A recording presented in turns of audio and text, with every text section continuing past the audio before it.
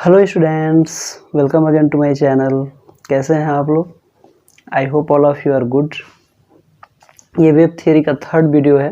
इसके पहले मैंने 2 और वीडियो कर रखा हूँ, जिसमें हम लोग फर्स्ट वीडियो में इंट्रोडक्शन के बारे में पढ़ा था, वेब ऑप्टिक्स के बारे में। सेकेंड वीडियो में हम लोग हाइगेंस प्रिंसिपल के बारे में पढ़े थे, और ये थर्ड वीडियो है जिस वीडियो में हम लोग लॉ ऑफ रिफ्लेक्शन और लॉ ऑफ रिफ्रैक्शन को पढ़ेंगे on the basis of wave theory. तो इस लॉ ऑफ रिफ्लेक्शन और लॉ ऑफ रिफ्रैक्शन को वेव थियरी के आधार पर पढ़ने के लिए ये ज़रूरी है कि आप लोग हाइगेंस प्रिंसिपल के बारे में पता होना चाहिए। तो अगर आप लोगों ने मेरा सेकंड वीडियो नहीं देखा है, तो अगर वो वीडियो देखकर अगर ये वीडियो आप लोग देखेंगे तो डेफिनेटली आप लोगों को थोड़ा बेहतर समझ में आएगा। और अगर नहीं देखना है वो वीडियो, डायरेक्टली ये वीडियो में समझना है, तो भी मैं कुछ 1-2 पॉइंट बता दूंगा, जिससे ये वीडियो आप लोगों को आसानी से लास्ट तक समझ में आ जाएगा। ठीक है, तो हाइगेंस प्रिंसिपल के मेन मुख्य रूप से 2 टॉपिक के बारे में आप लोगों को जानना चाहिए, तब जाके ये वीडियो आप लोगों को बेहतर समझ में आएगा और लॉ ऑफ रिफ्लेक्शन और लॉ ऑफ रिफ्रैक्शन को आप लोग डिराइव कर पाएंगे। ठीक है, तो आइए समझते हैं कि वो कौन सा ऐसा 2 पॉइंट है। ठीक है ना, तो सबसे पहले आप लोगों को वेव फ्रंट के बारे में पता होना चाहिए कि वेव फ्रंट क्या होता है। ठीक है, तो वेव फ्रंट के बारे में मैंने डीप पिछले वीडियो में बताया था, लेकिन आप लोगों को बस इतना जानना है कि वेव फ्रंट एक तरह का प्लेन होता है जो लाइट रे के हमेशा परपेंडिकुलर होता है। ठीक है, बस इतना समझिए कि लाइट रे अगर कहीं पे भी अगर कोई लाइट रे अगर दिया हुआ है, तो उसके एक परपेंडिकुलर एक प्लेन अगर हम लोग बना देंगे तो हमारा वेव फ्रंट हो जाएगा। यानी कि अगर कहीं पे अगर कोई भी लाइट रे अगर दिया हुआ है, जैसे मान लेते हैं कि अगर पैरेलल अगर लाइट रे दिया हुआ है और कहा जाए कि इसका वेव फ्रंट बनाइए इस पैरेलल लाइट रे पे, तो हम लोग क्या करेंगे, इस लाइट रे के ऊपर एक प्लेन सरफेस बना देंगे, और ये जो सरफेस होगा हमारा, यही क्या हो जाएगा, वेव फ्रंट हो जाएगा। ठीक है, यानी कि wave front is always perpendicular to the light ray. Light ray के ऊपर हमेशा एक परपेंडिकुलर एक प्लेन होता है, जिसको हम लोग क्या कहते हैं, वेव फ्रंट कहते हैं। ठीक है ना, अब सेकेंड पॉइंट में आप लोगों को ये याद रखना होगा कि अगर मान लीजिए कि आप लोगों को एक वेव फ्रंट दिया हुआ है, जैसे मान लेते हैं कि ये हमारा एक वेव फ्रंट दिया हुआ है, और कहा जाए कि t टाइम बाद सेकेंड वेव फ्रंट बनाने के लिए। ठीक है, तो हाइगेंस प्रिंसिपल में आप लोग पढ़े थे कि अगर कोई भी वेव फ्रंट होता है तो उस वेव फ्रंट का हर एक पॉइंट एक फ्रेश सोर्स की तरह बिहेव करता है, और वो अपने अंदर से एक नया वेव फ्रंट निकालता है, जिसको हम लोग वेव फ्रंट नहीं कहते हैं, हम लोग उसको वेवलेट्स कहते हैं या फिर सेकेंडरी डिस्टर्बेंस कहते हैं। ठीक है, यानी कि अगर ये हमारा अगर फर्स्ट वेव फ्रंट है, या फिर इसको अगर गिवन वेव फ्रंट कहें, ठीक है ना, अगर ये गिवन वेव फ्रंट है और कहा जाए कि टी टाइम बाद, आफ्टर टाइम टी,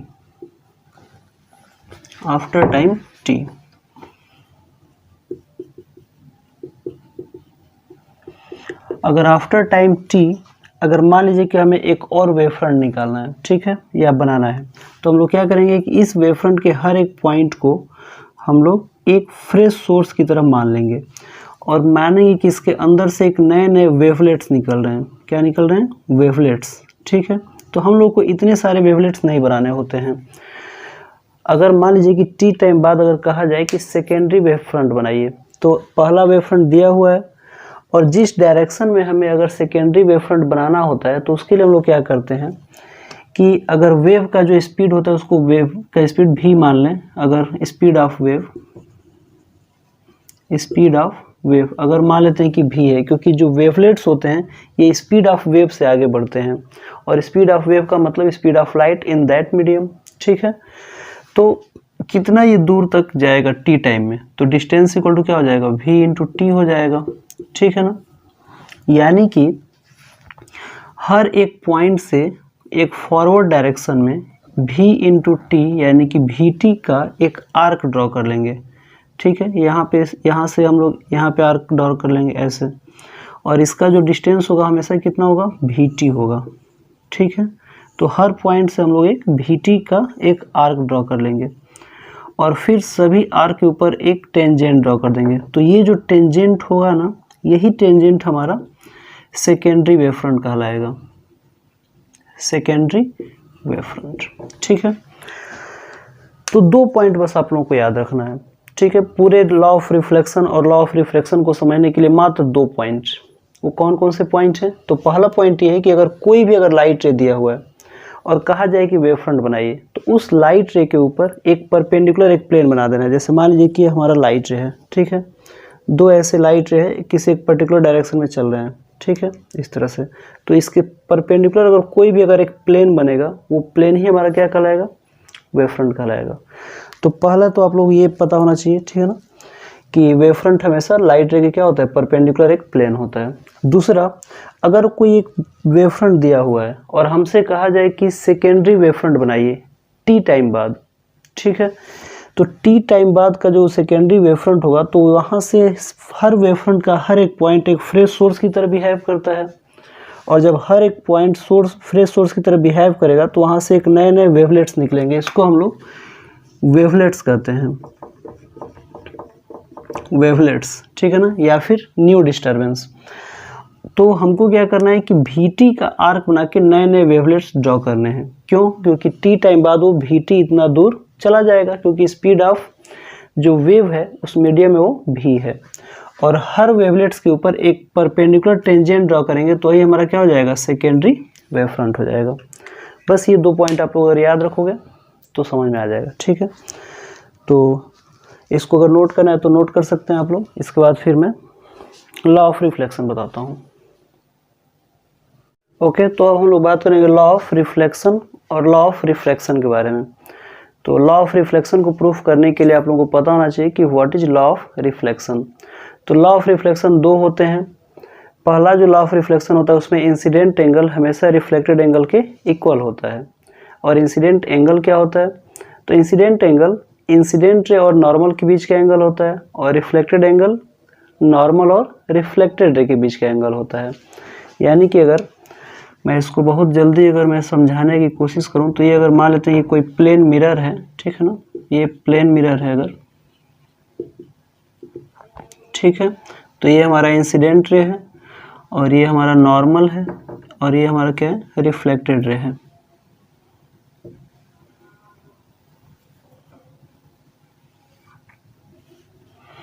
ये हमारा नॉर्मल है, ठीक है, और ये हमारा इंसिडेंट रे है,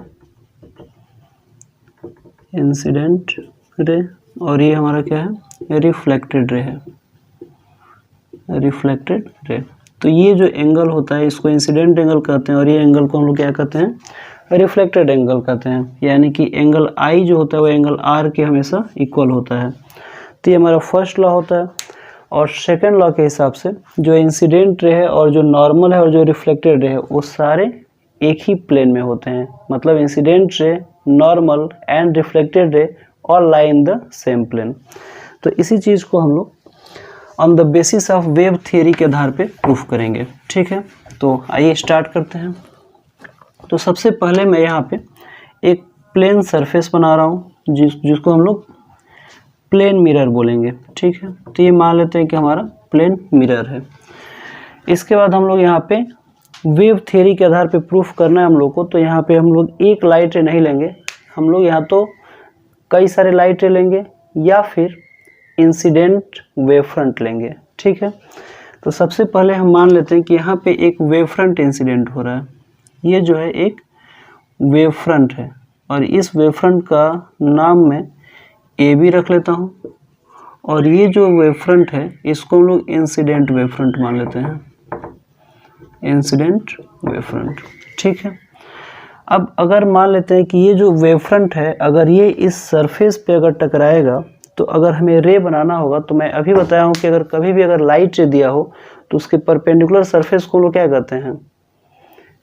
वेव फ्रंट कहते हैं। तो अगर मान लेते हैं कि अगर कोई वेव फ्रंट अगर दिया हो तो उसके परपेंडिकुलर अगर कोई लाइन ड्रॉ कर लेंगे तो हमारा लाइट रे हो जाएगा, ठीक है।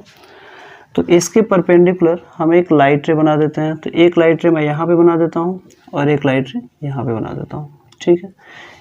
ये जो वेव फ्रंट है ये एक सरफेस है, एक लाइन नहीं है। ये जैसे मान लेते हैं कि ये हमारा एक सरफेस है, ठीक है। तो ये ऐसे हमारा एक सरफेस है जो कि ऐसे आ रहा है, और इसके इस ग्लास के सरफेस पे जैसे मान लेते हैं कि हमारा ग्लास का सरफेस है, और ये हमारा एक इस तरह से आके लाइट यहाँ पे पड़ेगा और पड़ के इधर रिफ्लेक्ट होगा। तो ये एक सरफेस है और इस सरफेस की ये जो परपेंडिकुलर है ये हमारा परपेंडिकुलर लाइट रे है, ठीक है। तो यहाँ से हम लोग बात करेंगे कि रिफ्लेक्टेड वेव फ्रंट कैसे ड्रॉ करेंगे।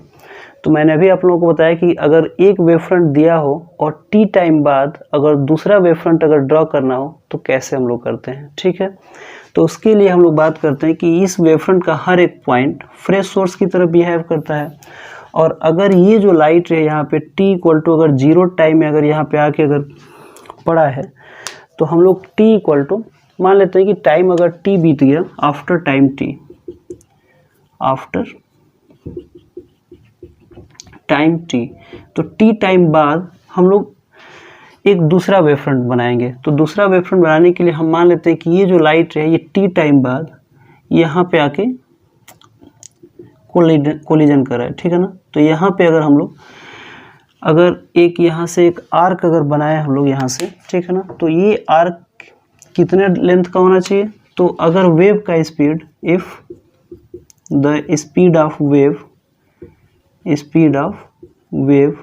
b, अगर मान लेते हैं कि स्पीड ऑफ वेव अगर v है तो डिस्टेंस क्या हो जाएगा, v इंटू टी हो जाएगा। तो vt डिस्टेंस का हम लोग यहाँ पे एक आर्क बना लेते हैं क्योंकि हम मान लेते हैं कि जब टाइम की वैल्यू t हो तभी ये पॉइंट यहाँ पे आके ये जो लाइट है यहाँ पे आके टकराएगा। और ये जानना या फिर एज्यूम करना बहुत ही आसान है कि इधर वाला जो लाइट है वो पहले आके इस सरफेस को टच करेगा और इधर वाला लाइट कुछ समय बाद करेगा। तो जो कुछ समय बाद है उसको हम t मान लिए हैं। तो t टाइम बाद ये वाला यहाँ पे पहुँचेगा, मतलब कि t टाइम पहले ये वाला लाइट यहाँ पे टकरा चुका होगा, ठीक है। तो जब ये लाइट यहाँ पे आया होगा उसके t टाइम बाद ये यहाँ पे गया है, यानी कि ये t टाइम बाद कहाँ गया होगा, समझो इस चीज़ को।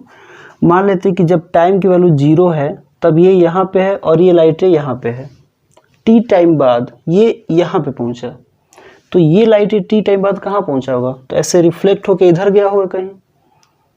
और जब सेम मीडियम है तो ये जब t टाइम बाद ये vt डिस्टेंस अगर कवर किया है यहाँ से लेके यहाँ तक तो ये भी तो vt डिस्टेंस ही कवर करेगा क्योंकि सेम मीडियम है और जब सेम मीडियम है तो स्पीड ऑफ लाइट सेम होता है।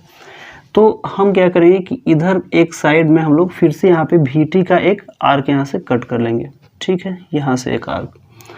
और इस आर्क पे दोनों आर्क पे एक परपेंडिकुलर एक प्लेन ड्रॉ करेंगे और ये जो परपेंडिकुलर प्लेन होगा यही हमारा क्या हो जाएगा, सेकेंडरी वेव फ्रंट हो जाएगा, ठीक है। तो ये हमारा हो जाएगा सेकेंडरी वेव फ्रंट, ठीक है। अब जब ये सेकेंडरी वेव फ्रंट होगा तो यहाँ से एक परपेंडिकुलर एक लाइन हम लोग ड्रॉ कर लेंगे। तो ये जो परपेंडिकुलर लाइन होगा इस वेव फ्रंट के वो रिफ्लेक्टेड रे होगा, तो यहाँ से भी एक परपेंडिकुलर लाइन ड्रॉ कर लेंगे। तो ये हमारा हो जाएगा रिफ्लेक्टेड रे। तो ये हमारा रिफ्लेक्टेड रे हो गया, ठीक है। और इसका भी जो डिस्टेंस है वो भी कितना है vt और ये भी इसका डिस्टेंस कितना है vt, ठीक है। तो ये हमारा डायग्राम है, एक बार फिर से समझ लेते हैं। ये हमारा इंसिडेंट वेव फ्रंट है जो इस सरफेस पे आके पड़ रहा है, ठीक है ना। तो जब ये सरफेस पे आके ये वेव फ्रंट पड़ेगा तो ये लाइट रे इस सरफेस को पहले टच करेगा और ये लाइट रे इस सरफेस को कुछ देर बाद टच करेगा। तो हम मान लेते हैं कि ये लाइट रे t टाइम बाद टच कर रहा है। तो अगर ये लाइट रे यहाँ पे आने में अगर t टाइम लग जाएगा, यानी कि t टाइम पहले अगर ये यहाँ पे टच कर चुका है तो ये t टाइम बाद फिर यहाँ पे चला जाएगा, इस पे पड़ेगा और ऐसे रिफ्लेक्ट होके, ठीक है। तो कितना दूर चलेगा, तो t टाइम बाद अगर स्पीड ऑफ वेव अगर v है, ठीक है, तो डिस्टेंस कितना हो जाएगा, v इंटू टी हो जाएगा। और जब v इंटू टी हो जाएगा तो यहाँ से v इंटू टी का एक आर्क बना लेंगे, यहाँ से भी एक आर्क बना लेंगे और दोनों के ऊपर एक परपेंडिकुलर लाइन बना लेंगे, ठीक है। और जब परपेंडिकुलर लाइन बना लेंगे तो यहाँ से हम लोग इसको परपेंडिकुलर एक ड्रॉ कर लेंगे और यहाँ से जो भी परपेंडिकुलर लाइन होगा इसका नाम मैं सी डी रख लेता हूँ। और सी डी का मतलब ये हमारा सेकेंडरी वेव फ्रंट है, ठीक है ना। या फिर हम कह सकते हैं कि ये रिफ्लेक्टेड वेव फ्रंट है क्योंकि ऐसे एक वेव फ्रंट आया इस पे और फिर पढ़ने के बाद ऐसे एक रिफ्लेक्ट हो गया। तो ये हमारा रिफ्लेक्टेड वेव फ्रंट है और ये हमारा इंसिडेंट वेव फ्रंट है, ठीक है ना। इसको हम लोग रिफ्लेक्टेड वेव फ्रंट भी बोलेंगे, रिफ्लेक्टेड वेव फ्रंट, ठीक है। अब हम लोग को प्रूफ करना है कि I इक्वल टू आर को तो सबसे पहले हम लोग आई क्या होता है, तो आई के बारे में तो सबसे पहले हम लोग क्या काम करते हैं कि यहाँ पे एक नॉर्मल ड्रॉ कर देते हैं। तो ये जो हमारा नॉर्मल है, ठीक है, ये इंसिडेंट रे के साथ जितना एंगल बनाता है, इस एंगल को हम लोग क्या बोलते हैं, आई बोलते हैं, इंसिडेंट एंगल, ठीक है। अब ये जो वेव फ्रंट है और ये हमारा जो लाइट है, ये दोनों के बीच का एंगल कितना है, 90 डिग्री है। ये टोटल एंगल कितना है, 90। तो अगर ये छोटा वाला एंगल अगर आई होगा तो ये बचा हुआ एंगल कितना हो जाएगा, 90 माइनस आई हो जाएगा। यानी कि ये वाला जो एंगल होगा ये हो जाएगा 90 माइनस आई, ठीक है। अब यहाँ पे समझने वाली बात ये है कि ये भी तो टोटल 90 है, क्योंकि ये हमारा नॉर्मल है और ये हमारा सरफेस है। तो नॉर्मल और सरफेस के बीच का एंगल टोटल कितना है, 90। तो अगर ये 90 है और इसमें से ये जो छोटा सा एंगल अगर 90 माइनस आई है, तो ये बचा हुआ एंगल फिर क्या हो जाएगा, ये बचा हुआ एंगल आई हो जाएगा, ठीक है। ज़्यादा कन्फ्यूजन तो नहीं हो रहा है। मैं इसको यहाँ पे एक बार फिर से बना देता हूँ। ये हमारा इंसिडेंट रे है, ये हमारा नॉर्मल है, ये हमारा वेव फ्रंट है, ठीक है। तो देखो, तो सबसे पहले, और ये हमारा सरफेस है, ठीक है, ये हमारा सरफेस है। तो सबसे पहले ये एंगल जो है ना, ये इंसिडेंट रे, ये नॉर्मल के इंसिडेंट रे और ये इंसिडेंट वेव फ्रंट के बीच का एंगल कितना है, 90 है। और ये नॉर्मल और इंसिडेंट रे के बीच का एंगल कितना है, आई। तो ये एंगल कितना हो जाएगा, 90 माइनस आई। अब ये नॉर्मल और सरफेस के बीच का भी एंगल 90 है, तो ये 90 माइनस आई होगा, तो ये एंगल कितना हो जाएगा, आई हो जाएगा, ठीक है। तो यहाँ से आप लोग एक नया डिफिनीशन आप लोग समझ सकते हो इंसिडेंट एंगल का। अभी तक आप लोग ये कहते थे ना कि incident angle is the angle between normal and incident रे, लेकिन अब आप लोग देख रहे हो कि ये हमारा जो वेव फ्रंट है और ये हमारा जो सरफेस है, वेव फ्रंट और सरफेस के बीच का एंगल ये कितना बन रहा है, आई। तो आप लोग इंसिडेंट एंगल को ये भी बोल सकते हो कि incident angle is the angle between incident wave front and surface, plane surface, ठीक है। तो इसको हम लोग क्या बोल सकते हैं, आई, ठीक है। वैसे ही यहाँ पे भी हम लोग इस चीज़ को ड्रॉ कर सकते हैं, ठीक है, सेम तरीके से। यहाँ पे t इक्वल टू टी मैं यहाँ पे लिख देता हूँ। तो सबसे पहला काम कि यहाँ पे एक नॉर्मल ड्रॉ कर लेते हैं। ये जो नॉर्मल है और ये जो रिफ्लेक्टेड रे है, इसके बीच का एंगल क्या होता है, आर होता है, ठीक है। अब ये जो वेव फ्रंट है हमारा, ये हमारा क्या है, ये हमारा वेव फ्रंट है और ये हमारा रिफ्लेक्टेड रे है। तो रिफ्लेक्टेड रे और वेव फ्रंट के बीच का ये एंगल कितना है, 90 है और ये आर है। तो ये जो बचा हुआ एंगल होगा ये 90 माइनस आर हो जाएगा। और जब ये 90 माइनस आर होगा तो ये जो नॉर्मल है ये सरफेस से 90 बनाता है, ये हमारा सरफेस से 90 बनाता है। तो अगर ये टोटल 90 है और ये छोटा सा एंगल 90 माइनस आर है, तो ये फिर एंगल क्या हो जाएगा, आर हो जाएगा, ठीक है। फिर से देख लो, ये हमारा रिफ्लेक्टेड रे है, ये हमारा क्या है, रिफ्लेक्टेड रे। तो जब ये रिफ्लेक्टेड रे है और ये हमारा नॉर्मल है, तो नॉर्मल और रिफ्लेक्टेड रे के बीच का एंगल कितना हो जाएगा, आर, ठीक है। अब ये हमारा वेव फ्रंट है और ये हमारा रिफ्लेक्टेड रे है, तो अगर ये आर होगा तो ये एंगल कितना हो जाएगा, 90 माइनस आर। अब ये नॉर्मल इस सरफेस के साथ 90 बना रहा है, ठीक है। तो ये अगर 90 माइनस आर होगा तो ये जो बचा हुआ एंगल है, ये वाला एंगल, ठीक है, ये एंगल कितना हो जाएगा, आर हो जाएगा, ठीक है। तो अब जो है आप लोग दो नया डिफिनीशन पढ़ सकते हो, किस चीज़ का, एक इंसिडेंट एंगल का और दूसरा रिफ्लेक्टेड एंगल का। इंसिडेंट एंगल क्या होगा, incident angle is the angle between wave front, incident wave front and plane surface। Plane surface और इंसिडेंट वेव फ्रंट के बीच का जो एंगल होगा वो क्या हो जाएगा, आई हो जाएगा। और वैसे ही जो रिफ्लेक्टेड वेव फ्रंट है, जो रिफ्लेक्टेड वेव फ्रंट है, वो सरफेस के साथ जो एंगल बना रहा है उसको हम लोग क्या बोलेंगे, रिफ्लेक्टेड एंगल बोलेंगे, ठीक है।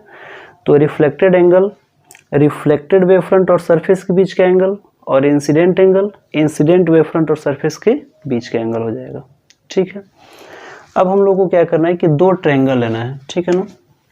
इसका नाम मैं ए बी रख लेता हूँ, यहाँ से ए, ये बी है, ठीक है, और ये हमारा, इसके जगह पे यहाँ पे सी रख लेता हूँ और यहाँ पे डी, ठीक है। तो दो ट्रायंगल को हम लोगों को कंग्रुएंट प्रूफ करना है। ठीक है, कौन कौन सा ट्रायंगल है? तो सबसे पहला ट्रायंगल देखते हैं ABD। तो देखते हैं कि in triangle ABD and triangle, कौन सा ट्रायंगल है? BCD। अब इन दोनों ट्रायंगल में अगर आप लोग देखोगे तो देखो AD और BC ये दोनों का साइड जो है वो आपस में इक्वल है, क्योंकि जो BC है वो भी VT है और जो AD है वो भी क्या है? VT है। तो लिखेंगे AD is equal to BC और ये किसके बराबर है? VT के बराबर है। ठीक है, इसके बाद अगर हम लोग देखें तो ये एंगल 90 है, ये एंगल क्या है? 90 है। तो एंगल BAD ये इक्वल हो जाएगा, किसके इक्वल हो जाएगा? तो ये भी एंगल 90 है। ठीक है ना, किस एंगल में? BCD, एंगल BCD, और ये दोनों एंगल कितना है? 90 है। अब इन दोनों ट्रायंगल में अगर हम देखें तो जो BD है ये कॉमन है। मैं इस दोनों ट्रायंगल को यहाँ पे बना देता हूँ। देखो ये हमारा A है, ये B है और ये क्या है हमारा? यहाँ पे ऐसे बना देते हैं, ये D है। ठीक है, जहाँ पे ये हमारा क्या है? 90 डिग्री है। और वैसे ही एक यहाँ पे ट्रायंगल है ऐसे। ठीक है, यहाँ पे ये हमारा क्या है? 90 है, ये C है, ये D है और ये B है। ठीक है, तो यहाँ पे ये जो साइड है BAD और BCD, BAD ये 90 है, BAD 90 है और BCD ये 90 है, BCD 90 है। अब ये जो साइड है BD ये दोनों में कॉमन है, जो BD है ये दोनों में क्या है? कॉमन है। ठीक है, देखो जो BD है ये BAD में भी है और BCD में भी है, ये साइड दोनों में क्या है? कॉमन है। तो यहाँ से एक प्रॉपर्टी बनता है RHS प्रॉपर्टी। ठीक है ना, तो हम कह सकते हैं कि जो ट्रायंगल ABD है ये कॉन्ग्रुएंट ट्रायंगल हो जाएगा किसके? BCD का, by the property of RHS। क्यों?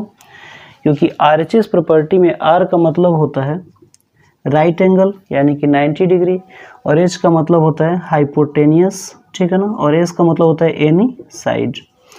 तो दोनों ट्रायंगल में एक एक एंगल 90 होना चाहिए। ठीक है, तो दोनों ट्रायंगल में एक एक एंगल क्या है? 90 है।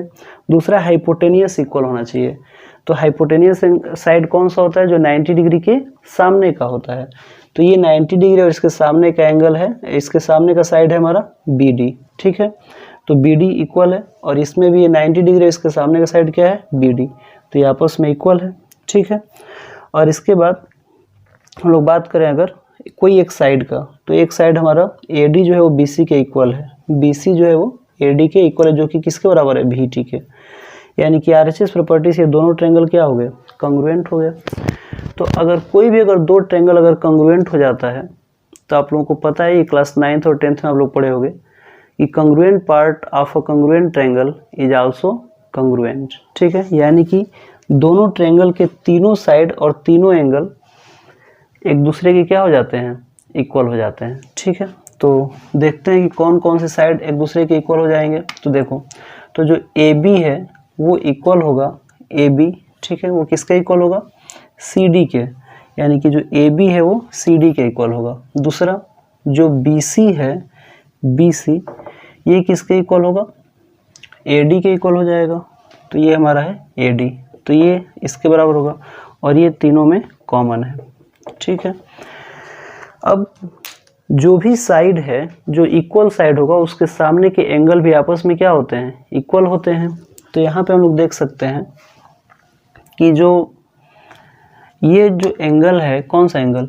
ये हमारा CDB, ये एंगल कितना है? R है। तो CDB ये एंगल कितना है?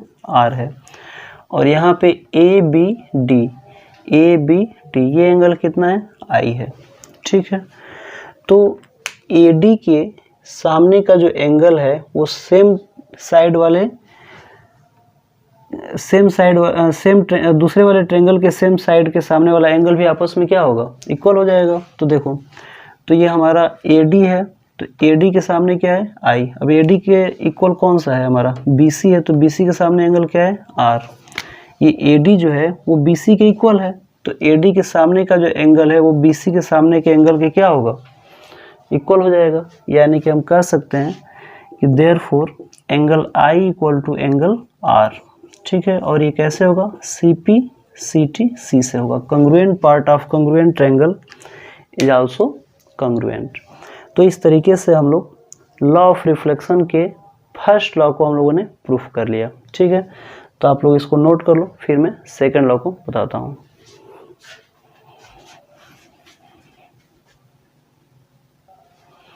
ओके, आप लोग पॉज करके नोट कर लीजिए, फिर मैं सेकंड लॉ को प्रूफ करता हूँ।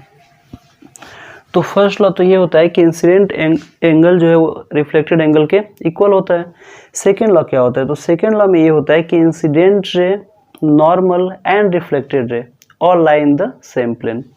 तो यहाँ पे देखिए, यहाँ पे जो तीन प्लेन है वो बोर्ड के परपेंडिकुलर है। वो कौन कौन सा प्लेन है, तो देखिए आप लोग प्लेन ऑफ पेपर लिखना। ये हमारा इंसिडेंट वेव फ्रंट है, तो जो इंसिडेंट वेव फ्रंट है वो इस बोर्ड की क्या है, परपेंडिकुलर है। ये हमारा जो सरफेस है ये भी बोर्ड की क्या है, परपेंडिकुलर है। और जो रिफ्लेक्टेड वेव फ्रंट है ये भी बोर्ड की क्या है, परपेंडिकुलर है। तो हम लिख सकते हैं कि incident wave front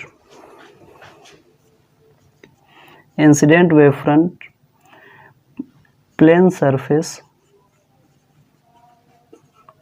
and reflected wave front are perpendicular to plane of board।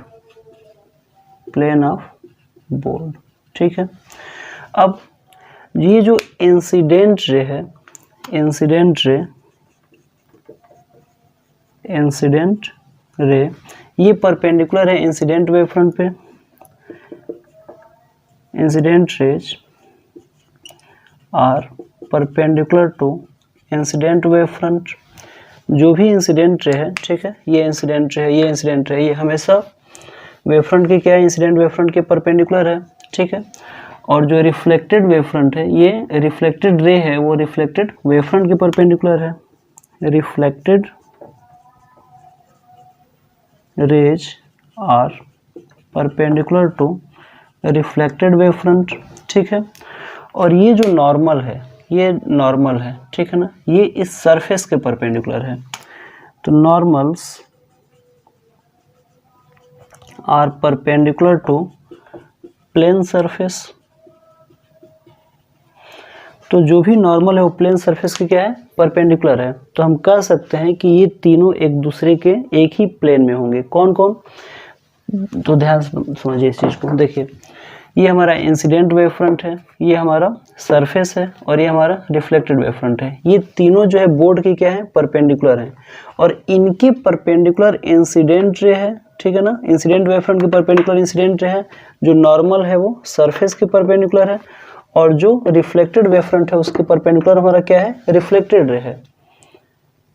तो इससे ये प्रूफ होता है कि जो इंसिडेंट रे है और नॉर्मल और रिफ्लेक्टेड रे वो तीनों एक ही प्लेन में है। एक ही प्लेन का मतलब एक ही सतह में है। जैसे ये हमारा इंसिडेंट रे है, ठीक है ना, जो कि इसके परपेंडिकुलर है। तो ये इंसिडेंट रे इस बोर्ड को टच कर रहा है, ठीक है, ये बोर्ड को टच कर रहा है। ये हमारा नॉर्मल है, नॉर्मल भी इस बोर्ड को टच कर रहा है। और ये जो रिफ्लेक्टेड रे है ये भी बोर्ड को क्या कर रहा है, टच कर रहा है। यानी कि ये तीनों जो हैं एक ही प्लेन में है। ठीक है ना, therefore we can say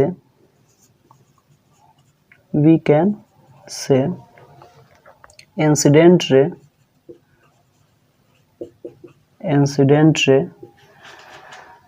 normal and reflected ray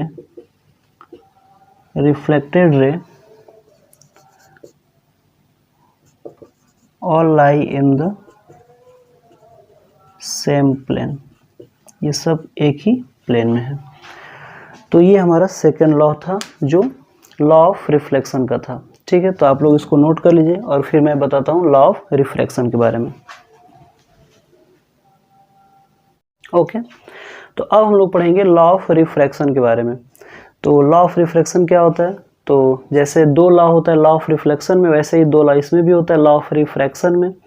तो पहला लॉ हम लोगों का स्नेल्स लॉ होता है कि sine i upon sine r equal to constant, जिसको हम लोग रिफ्रैक्टिव इंडेक्स कहते हैं। और जो दूसरा लॉ होता है कि incident ray, normal and refracted ray all lie in the same plane. जैसे वहाँ पे नॉर्मल, इंसिडेंट रे और रिफ्लेक्टेड रे होता था, वैसे यहाँ पे रिफ्रैक्टेड रे होगा। ठीक है, तो आइए स्टार्ट करते हैं। तो सबसे पहले हम लोग क्या करते हैं कि यहाँ पे एक ऐसा प्लेन सरफेस बना रहे हैं जो कि दो मीडियम को बाइफरकेट करता हो, यानी कि नीचे वाले को हम डेंसर मीडियम मान ले रहे हैं। ठीक है ना, दोनों हो सकता है, रेयरर भी हो सकता है और डेंसर भी हो सकता है। और ऊपर वाले को हम लोग मान लेते हैं रेयरर मीडियम। ठीक है, यहाँ पे इसकी वेलोसिटी v1 है और यहाँ पे इसकी वेलोसिटी क्या है, लाइट का v2 है। ठीक है, अब जैसे हम लोग लॉ ऑफ रिफ्लेक्शन में इंसिडेंट वेव फ्रंट लिए थे, वैसे यहाँ पे भी क्या हम लोग ले सकते हैं, इंसिडेंट वेव फ्रंट। तो यहाँ पे हमने एक इंसिडेंट वेव फ्रंट बना लिया। ठीक है, और जब ये अगर इंसिडेंट वेव फ्रंट है, इंसिडेंट वेव फ्रंट, तो वैसे ही इसके ऊपर एक परपेंडिकुलर अगर लाइन अगर हम बनाएं तो ये हमारा क्या हो जाएगा, इंसिडेंट लाइट रे हो जाएगा। ठीक है, तो ये होगा हमारा इंसिडेंट लाइट रे। ठीक है, इंसिडेंट लाइट रे।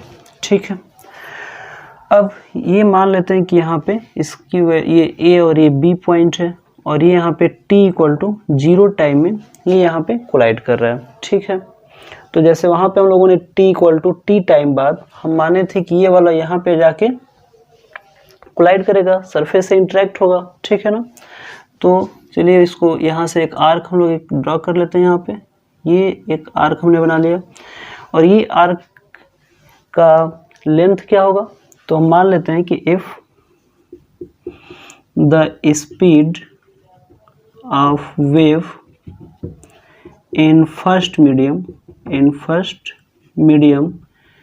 b, ये अगर v है, क्योंकि इसको हम फर्स्ट मीडियम मान रहे हैं। ठीक है ना, फर्स्ट मीडियम है ये, और ये हमारा क्या है, सेकेंड मीडियम है। ठीक है, ये हमारा सेकेंड मीडियम है और ये फर्स्ट मीडियम। तो अगर फर्स्ट मीडियम स्पीड ऑफ जो वेव है अगर वो v है और after time t,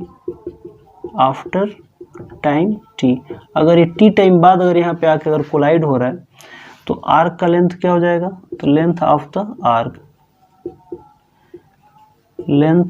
the arc क्या हो जाएगा, तो ये होगा हमारा distance equal to v into t, यानी कि vt हो जाएगा। तो यहाँ पे v1 है फर्स्ट मीडियम में। ठीक है ना, तो फर्स्ट मीडियम के लिए हम स्पीड क्या ले रहे हैं, v1, तो ये यहाँ पे आके ऐसे टकराएगा। ठीक है, तो इसकी जो दूरी हो जाएगी वो हो जाएगी v1t हो जाएगा। ठीक है, तो जब ये t equal to T time में अगर ये यहाँ पे अगर आके अगर टकराएगा तो ये तो t टाइम पहले ही यहाँ पे आके कोलाइड कर चुका है, तो ये t टाइम बाद कहाँ जाएगा, तो रिफ्लेक्शन में तो रिफ्लेक्ट हो गया था, लेकिन ये पॉलिश नहीं है, और जब ये पॉलिश नहीं है तो सेकेंड मीडियम में इंटर कर जाएगा। ठीक है, तो ये हमारा मान लेते हैं कि अगर ये नॉर्मल है तो आप लोगों को पता होगा, इसको मैं यहाँ पे लिख देता हूँ t इक्वल टू 0। तो अगर ये नॉर्मल अगर है, ठीक है, तो आप लोगों को पता होता है कि थोड़ा सा नॉर्मल की तरफ क्या हो जाता है, ये डेविएट हो जाता है, तो थोड़ा सा हम इसको इधर मान लेते हैं। तो क्या ये भी जितना दूर ये गया है उतना ही दूर ये जाएगा, नहीं, क्योंकि स्पीड ऑफ लाइट अलग अलग मीडियम में अलग अलग वेलोसिटी से ट्रैवल करता है। तो नीचे वाले मीडियम को अगर हम डेंसर माने हैं तो यहाँ पे स्पीड ऑफ लाइट क्या हो जाएगा, कम हो जाएगा, और जब स्पीड ऑफ लाइट कम होगा तो दूरी भी क्या होगा, कम दूर तक ट्रैवल करेगा। ठीक है, तो ये जितना दूर गया है उतना दूर हम इसको नहीं मानेंगे, इसको थोड़ा ही दूर तक यहाँ तक मान लेते हैं। ठीक है, यहाँ पे अब ये जो दोनों आर्क बनाए इससे और इससे, इसके परपेंडिकुलर अगर हम लोग एक सरफेस बनाए तो ये हमारा क्या बन जाएगा, सेकेंडरी वेव फ्रंट, या तो सेकेंडरी वेव फ्रंट कहेंगे या तो हम इसको क्या बोलेंगे, ये या तो सेकेंडरी वेव फ्रंट होगा या फिर इसको हम लोग बोलेंगे रिफ्रैक्टेड वेव फ्रंट। क्या बोलेंगे, ये रिफ्रैक्टेड वेव फ्रंट है, रिफ्रैक्टेड वेव फ्रंट। ठीक है, ये इसके ऊपर परपेंडिकुलर लाइट है, ये परपेंडिकुलर। ठीक है, अब ठीक है, तो इसका नाम मैं रख लेता हूँ यहाँ पे C और इसका नाम रख लेता हूँ D। अब एज इट इज हम लोग एंगल देख लेते हैं। तो ये हमारा नॉर्मल है और ये हमारा इंसिडेंट रे है। तो नॉर्मल और इंसिडेंट रे के बीच का एंगल I, ये नॉर्मल, ये जो वेव फ्रंट है और ये इंसिडेंट रे के बीच का एंगल टोटल 90 होता है। तो ये I है, तो ये कितना हो जाएगा 90 माइनस I। ये हम लोग अभी भी किए थे रिफ्लेक्शन ऑफ लाइट में, ठीक है ना। और ये टोटल एंगल फिर से 90 है। ये नॉर्मल और ये सरफेस पे कितना है 90, तो ये एंगल कितना हो जाएगा, ये हो जाएगा I। और मैं बताया भी था कि incident angle is the angle between incident wave front and surface. ये हमारा जो है ये इंसिडेंट वेव फ्रंट है, तो ये सरफेस से कितना एंगल बना रहा है, I बना रहा है, ठीक है। अब हम लोग थोड़ा सा देख लेते हैं रिफ्लेक्टेड के लिए। तो ये हमारा नॉर्मल है और ये हमारा जो है रिफ्लेक्टेड रे है। ये हमारा कौन सा रे है, रिफ्लेक्टेड रे है, ठीक है। रिफ्लेक्टेड रे, तो रिफ्लेक्टेड रे और नॉर्मल के बीच का जो एंगल होगा उसको हम लोग क्या लिखेंगे, R, ठीक है। तो अगर ये एंगल R होगा तो ये एंगल कितना हो जाएगा, ये वाला एंगल, तो ये हो जाएगा 90 माइनस R हो जाएगा, ठीक है। तो अगर ये 90 माइनस R होगा तो इस ट्रायंगल को अगर हम लोग देखें तो ये 90 है, ये 90 माइनस R है, तो ये एंगल कितना हो जाएगा, ये R हो जाएगा। तो यहाँ से एक हम लोग नया डेफिनेशन फिर से बना सकते हैं, जैसे हम लोग लॉ ऑफ रिफ्लेक्शन के लिए बनाए थे कि ये जो R है ये रिफ्रैक्टेड एंगल है, क्योंकि रिफ्रैक्टेड एंगल क्या होता है, नॉर्मल और रिफ्रैक्टेड रे के बीच का एंगल होता है।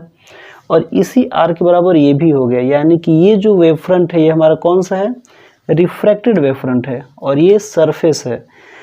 यानी कि जो एंगल ऑफ रिफ्रैक्टेड रे है, सॉरी रिफ्रैक्टेड एंगल है, उसको हम बोल सकते हैं कि it is the angle between refracted wave front and plane surface, ठीक है। यानी कि जो रिफ्रैक्टेड रे है, सॉरी रिफ्रैक्टेड एंगल है, वो रिफ्रैक्टेड वेव फ्रंट और सरफेस के बीच का एंगल है।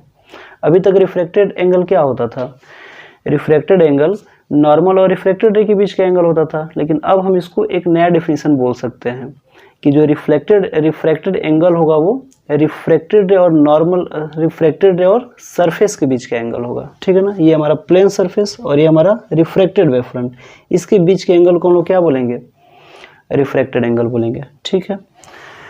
अब यहाँ पे हम लोग दो ट्रायंगल यहाँ पे फिर से बन रहा है, ABC और ADC, ठीक है। इन दोनों ट्रायंगल को यहाँ पे इसमें 90 है और यहाँ पे इसमें 90 है, ठीक है। मैं इस दोनों ट्रायंगल को यहाँ पे बना देता हूँ। एक ऐसे ट्रायंगल बना है, ठीक है। कौन सा ट्रायंगल है, AB और C, ठीक है। और ये एक ट्रायंगल है, एक ऐसे, ठीक है। ये कौन सा ट्रायंगल है, BDC, BD और C, ठीक है। यहाँ पे 90 डिग्री है D के ऊपर और यहाँ पे 90 डिग्री है A के ऊपर, ठीक है। तो इन दोनों ट्रायंगल में हम लोग क्या करते हैं कि स्नेल्स लॉ यूज करते हैं, ठीक है। तो इन ट्रायंगल ABC, ये एंगल हमारा I है और यहाँ पे ये एंगल हमारा क्या है, R है, ठीक है। तो इन ट्रायंगल ABC, तो इस ABC ट्रायंगल में अगर साइन I की वैल्यू निकालें तो साइन I इक्वल टू क्या आएगा, तो एक चीज़ हम लोग ये देख सकते हैं कि ये वाला जो लाइट रे होगा इसका जो लेंथ होगा ये V2T के बराबर होगा। किसके बराबर होगा, ये V2T। जैसे ये इसको यहाँ तक जाने में कितना दूरी चला है, V1T, वैसे ये यहाँ तक जाने में कितना दूरी तय करेगा, V2T, ठीक है। तो इसको हम लोग BD को हम लोग V2T लिख सकते हैं और वैसे ही हम लोग AC को क्या लिख सकते हैं, V1T। ये हमारा V1T है, ठीक है। तो साइन I इक्वल टू क्या होता है, परपेंडिकुलर अपन हाइपोटेनस। तो ये 90 है तो ये बेस होगा, ठीक है ना। 90 के सामने ये हाइपोटेनस होगा तो ये बेस होगा और ये हाइट, तो परपेंडिकुलर क्या है, V1T। तो ये हमारा है V1T अपॉन हाइपोटेनस। तो 90 के सामने का साइड हाइपोटेनस होता है यानी कि BC हो जाएगा, BC।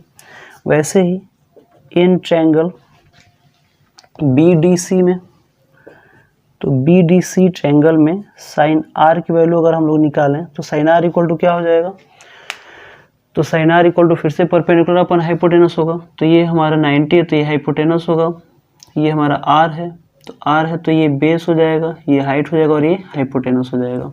ठीक है, तो यानी कि परपेंडिकुलर हमारा आ जाएगा V2T और हाइपोटेनस आ जाएगा BC, तो ये हो जाएगा V2T अपॉन BC। ठीक है, तो अकॉर्डिंग टू स्नेल्स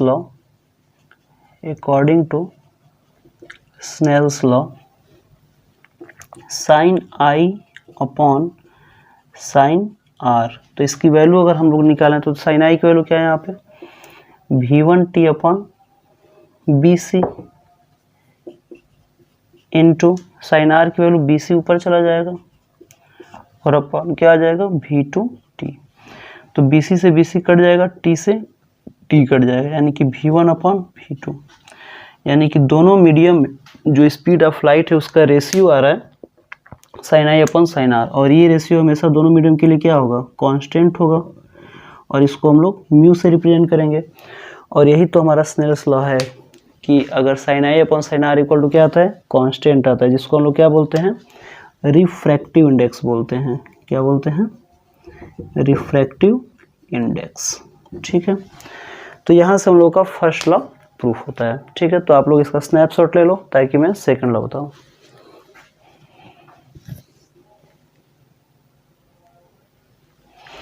ओके, तो आसान था, एक बार आप लोग फिर से अगर देखना चाहो तो ये हमारा इंसिडेंट वेव फ्रंट था, ये हमारा नॉर्मल था। ठीक है ना, जो कि इंसिडेंट वेव फ्रंट के ऊपर जो नॉर्मल रे था वो इंसिडेंट रे था। ठीक है ना, ये अगर t इक्वल टू 0 टाइम अगर ये यहाँ पे टकराएगा तो ये t equal to T time में यहाँ पे टकराएगा, तो ये t equal to T time में यहाँ पे आ जाएगा। इसका दूरी ज़्यादा है और इसका दूरी कम इसलिए क्योंकि ये डेंसर मीडियम में ट्रैवल कर रहा है और ये रेयरर मीडियम में, क्योंकि रेयरर मीडियम में स्पीड v1 है और डेंसर मीडियम में स्पीड क्या है v2 है। तो ये साइड हमारा v1t हो जाएगा और ये साइड हमारा क्या होगा v2t। ठीक है, फिर दोनों ट्रायंगल को मैंने यहाँ पे ऑलरेडी बना दिया। यहाँ पे एंगल इंसिडेंट वेव फ्रंट का सरफेस के साथ एंगल I होता है, वैसे अगर ये R होगा तो 90 माइनस R, ये 90 है तो ये कितना हो जाएगा R।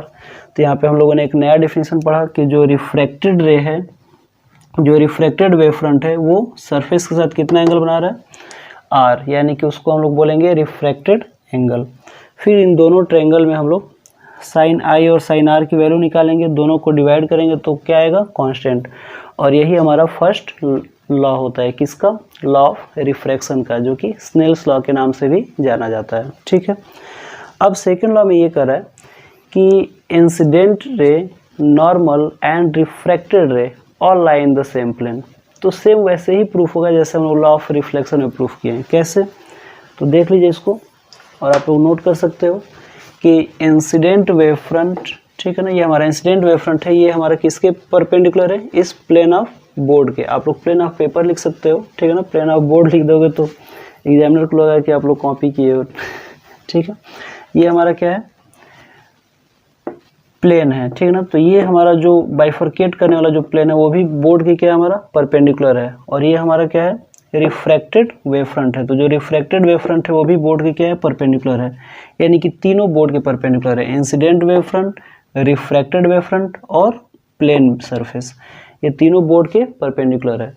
और इंसिडेंट रे है वो हमारा परपेंडिकुलर है किसके इंसिडेंट वेव फ्रंट के, जो नॉर्मल है वो परपेंडिकुलर है हमारा सरफेस के, और जो रिफ्रैक्टेड वेव फ्रंट है इसके परपेंडिकुलर है हमारा रिफ्रैक्टेड रे का। यहाँ पे हम लोग रिफ्रैक्टेड रे भी बना सकते हैं, इधर रिफ्रैक्टेड रे हो जाएगा।